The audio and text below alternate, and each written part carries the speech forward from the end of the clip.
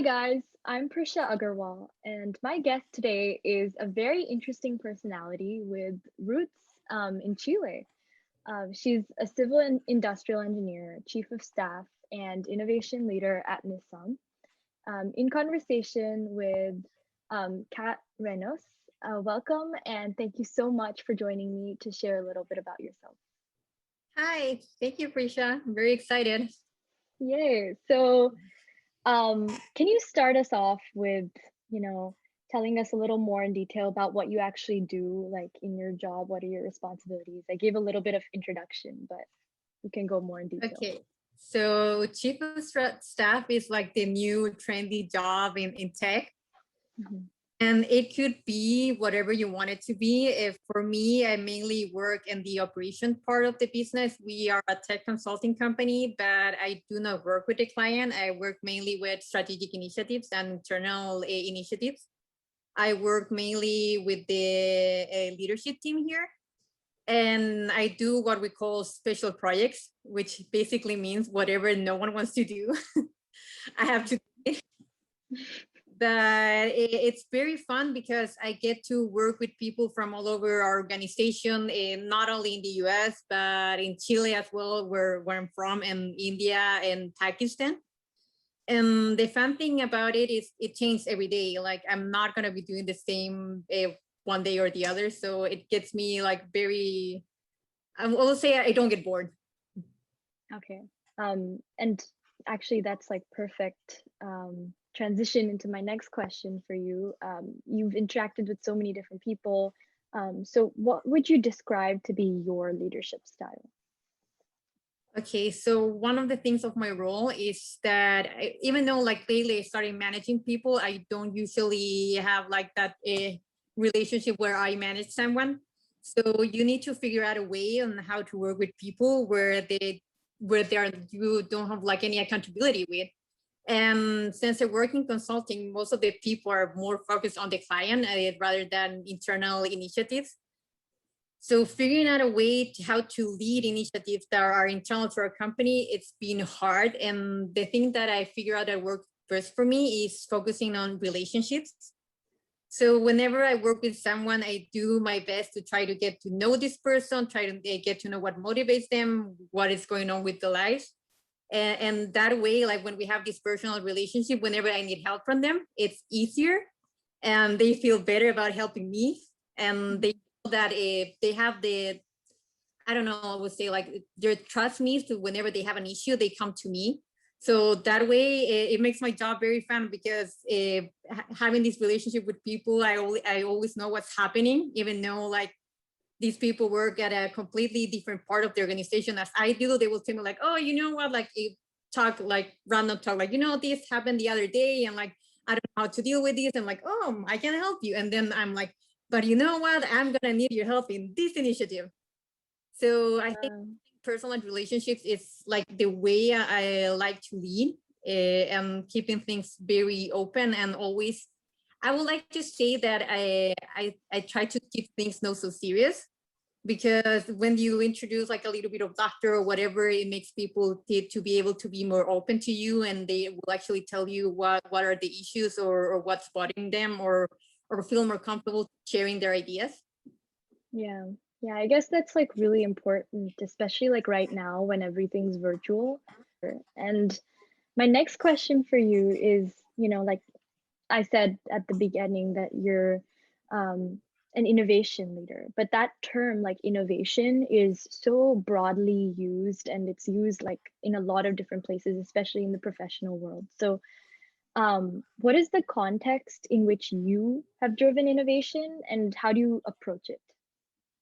Okay, so I actually really like that innovation is a broadly used concept, because uh, now we have like the idea that when we talk about innovation, it's usually tech, which is not. It could be like an enabler of innovation. And innovation here at Nisum started not so long ago. And the way that I'm helping lead innovation here is creating the culture of innovation, because we are a tech company. So obviously the tech part we have, but innovation is more like just to have an idea. It's like everything like can lead you to get that idea or what you do after with that idea.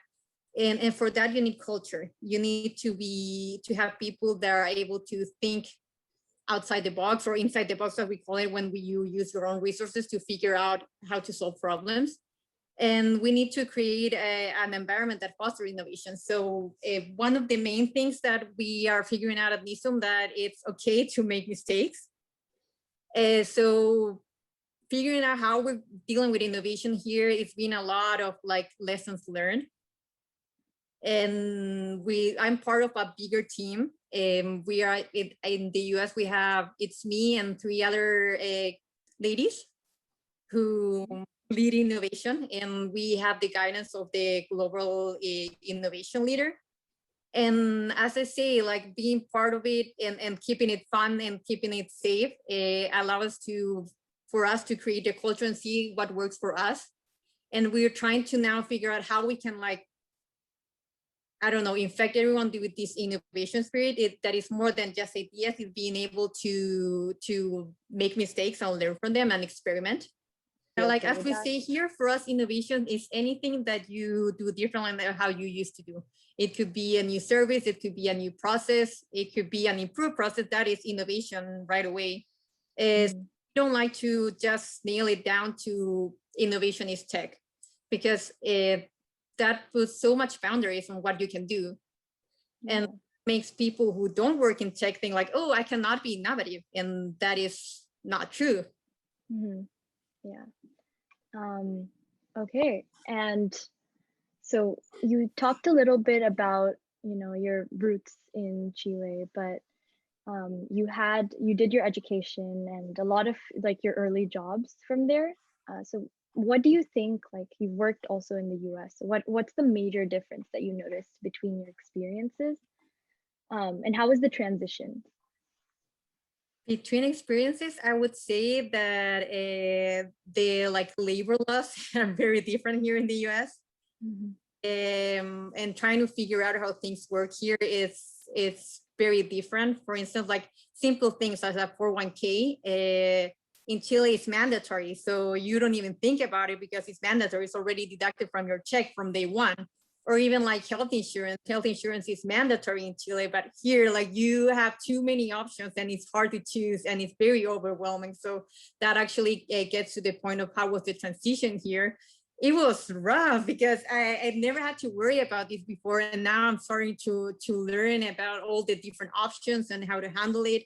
And small things, like even if you get sick in Chile, usually your insurance pays for the days that you don't work.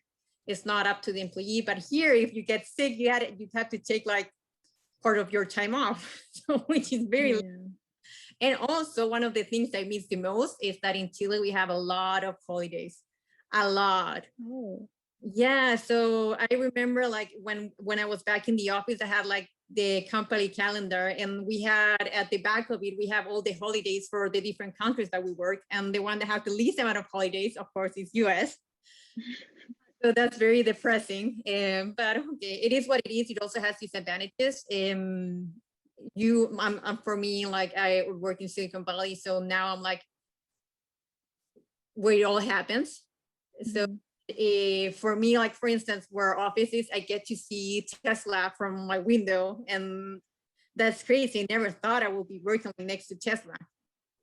And like you said, like the transition was really hard for you because you didn't know a lot of the things coming into the US. So, can you think of some like events that happened behind the scenes that you can maybe tell us about that were interesting or that helped you learn stuff?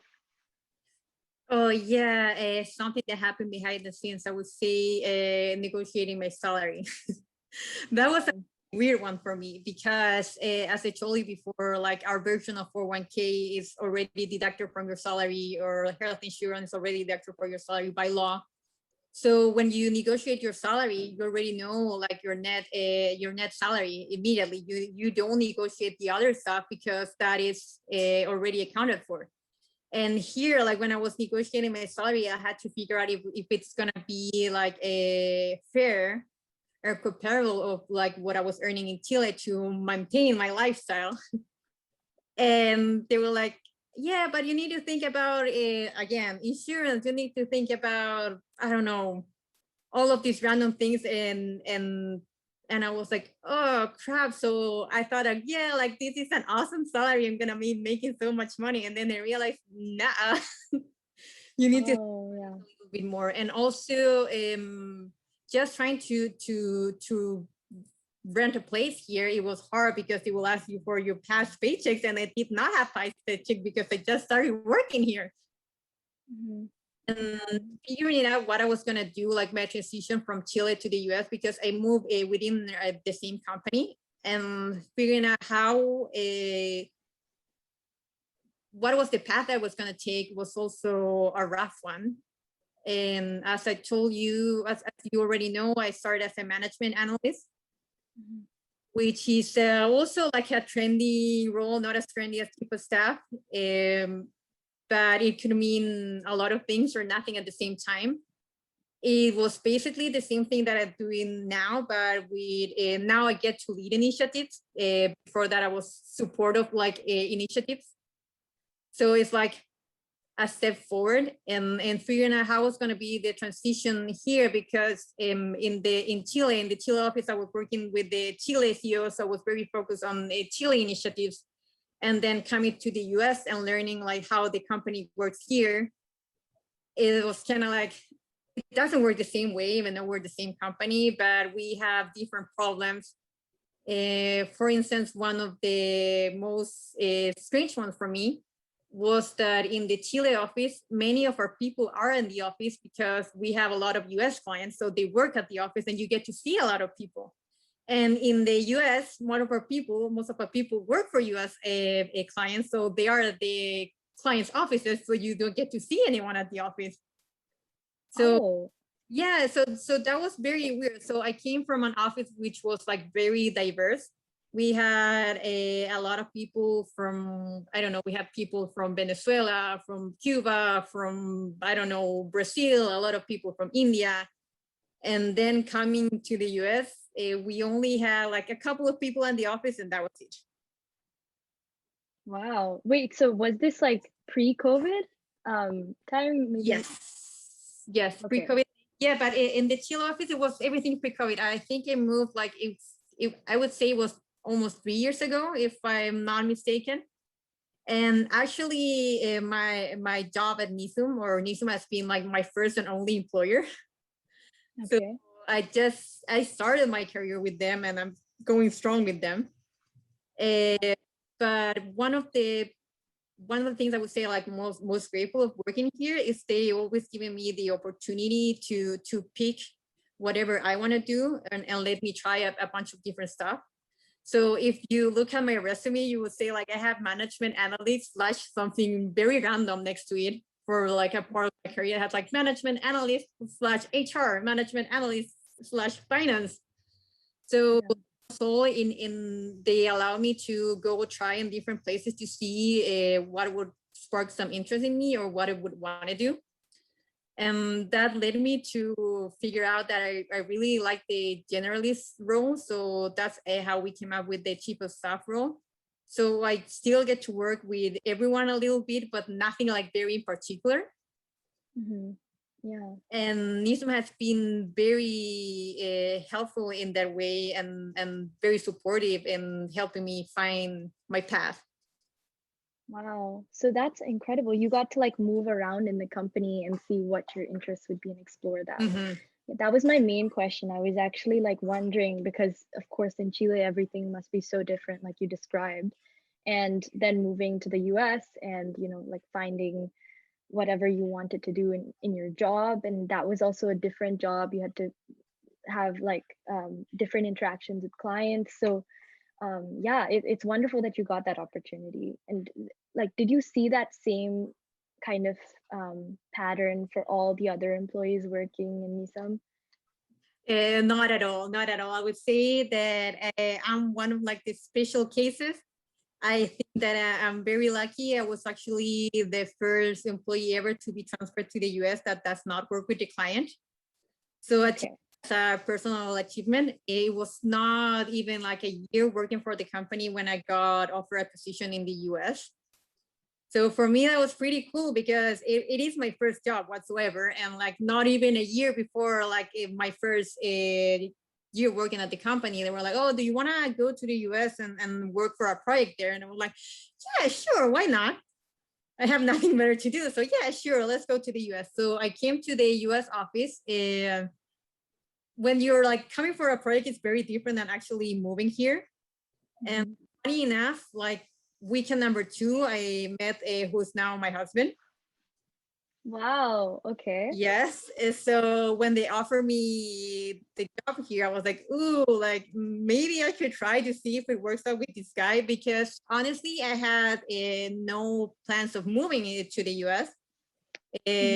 I was very comfortable in Chile, so I have no reason why. And then I was like, yeah, sure. Like, I don't think, and then I started to think, I don't think many people get this opportunity so early in their career if they're not software engineers.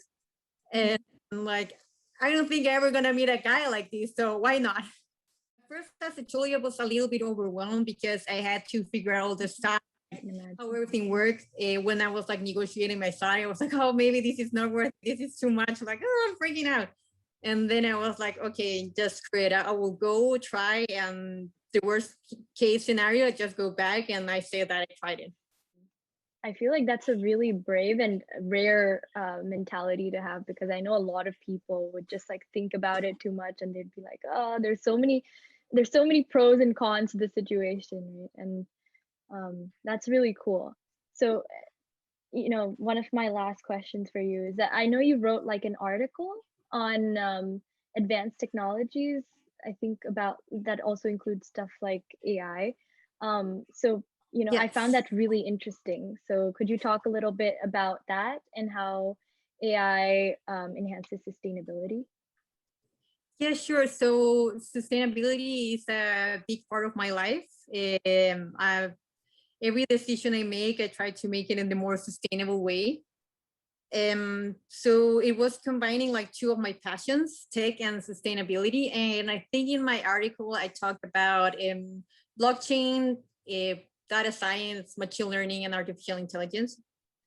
And I think the first example that I give on how, because if I remember correctly, I talked mainly about retailers, because retailers are one of our biggest clients in Nisum. So I wanted to make it like really like retail focused. And the first point that I touch is how you can introduce traceability with blockchain. So in order for a company to say they're sustainable, or whatever products they're like introducing to the market is sustainable, they need to be able to have a way to prove it. You cannot say, like, if you say, like, for instance, let's take the example of eggs. If you say like eggs are free range, but then someone will want to know, like, are they actually free range? And blockchains allows you to have a way of recording that and making sure, like, the client that has the availability to see that that is actually true. And I think I give the example of like the Beers diamonds, and how they use blockchain to prove that their diamonds are not like blood diamonds, which is very cool. Like, it, with blockchain, you can do stuff like that. It's more than just cryptocurrency. And so using machine learning and artificial intelligence allows you to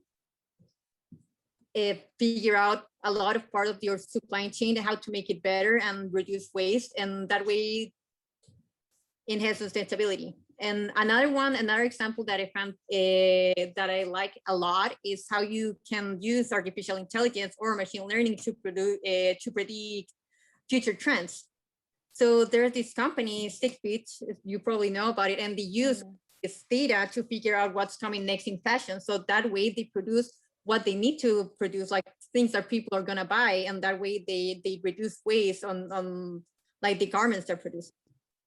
Because there's a lot of garment waste and a lot of these like fast fashion trend, and a lot of this like just ends up in the dump. So figuring out what people want to buy is a very good way of reducing waste as well. And like AI, I feel like you explained in so many different examples. It can apply to every single industry, and the potential is so great. So that's really cool that you're able to like make that article, do that research, and like find out about, all of these things that are going on. And lastly, you've had like a really I guess tough journey to like reaching to the point that you are right now. For the people who are just starting out in their career and the next generation of leaders, what would be your advice to them based off I of would your learning? say I don't want to be like lame and say like take every opportunity you can, because we all know that. But I would say like don't be afraid of failure. Failure is a very good way of learning. It's an actually like I've learned that we actually leading innovation here, that failure is just a part of like the path to success. When you fail, you get to learn. If you are smart enough, you will try to figure out why you fail, and you can learn a lot of lessons from there, and it will help you with whatever decision you have for your future. And it depends on how you take it. If you fail and you like just keep yourself, like you beat yourself up for it, then it's just failure. But if you take it as an opportunity to learn, then it sends you in the right direction. Yeah, convert it into your success. Yeah, thank you so much. It was great talking to you and learning more about your journey here. And thank you again for doing this. Too. Bye. Thank you. Bye.